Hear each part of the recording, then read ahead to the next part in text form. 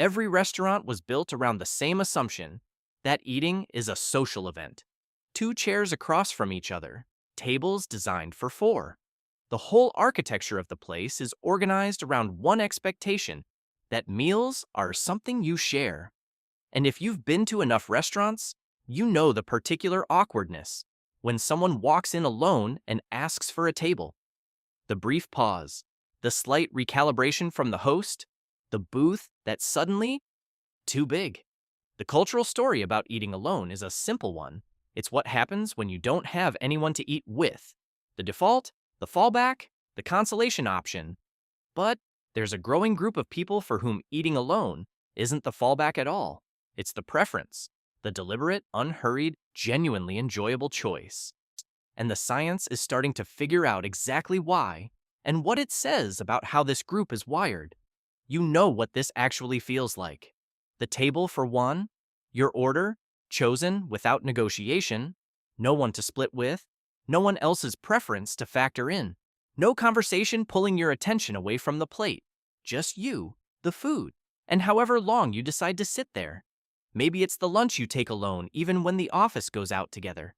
Maybe it's the dinner you quietly enjoy more than the dinner parties, the coffee and something small eaten at a counter while the city moves around you, and something that feels almost like peace.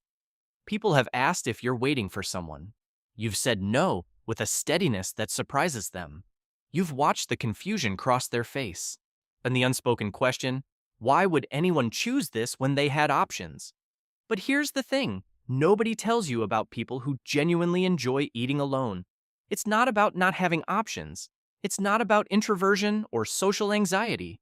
It's about something else entirely. Something researchers have only recently started to study properly. For most of human history, eating together was about survival. Communal meals meant safety, shared resources, visibility in the group.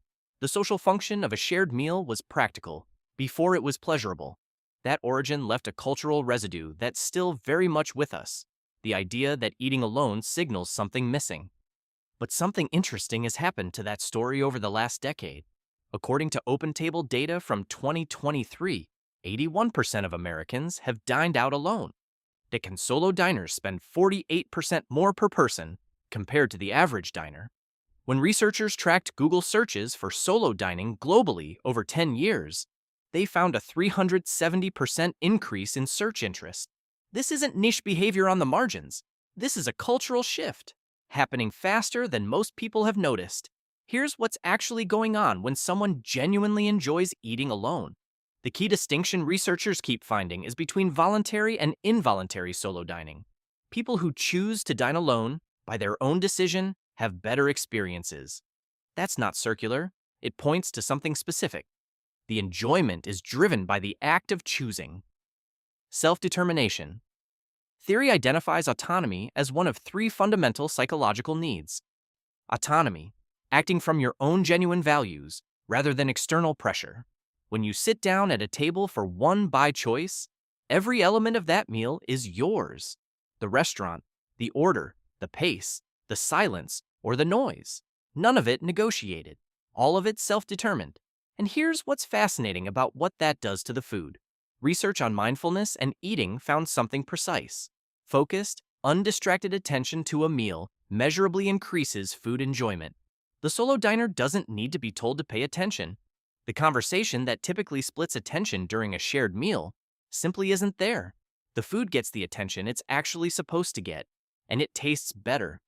But here's the thing nobody talks about. The person who enjoys eating alone has almost certainly spent time managing the social optics of it. The look that lasts half a second too long. The server who asks twice if anyone else is coming. The faint sense that the room has registered your aloneness as data about your life. But something has been shifting. Gen Z and millennials have begun embracing dining alone as a form of self-care. The self-care date night framing isn't accidental. It's a repositioning of the solo meal from consolation prize to deliberate treat. And here's the part that explains something most people never think about. The social dining experience comes with a hidden cognitive cost. Research found that a restaurant meal with company increases sensitivity to social cues and reduces cognitive control. You're tracking the conversation. Yeah, you're reading expressions. You're managing the shared experience. That's a specific kind of work. Even when the company is good, the solo diner bypasses all of that. Not because they're antisocial, because they've found a configuration that gives them the meal, and none of the management work that typically comes with it. So let's name what eating alone, and genuinely enjoying it, actually is. It is not a sign of friendlessness. It is not a default when better options weren't available. It is not something to explain or apologize for, or fill with a phone screen to make it legible to a room full of strangers. It is an act of complete self-determination. One of the few genuinely uncompromised pleasures available in daily life. Think about what that actually means.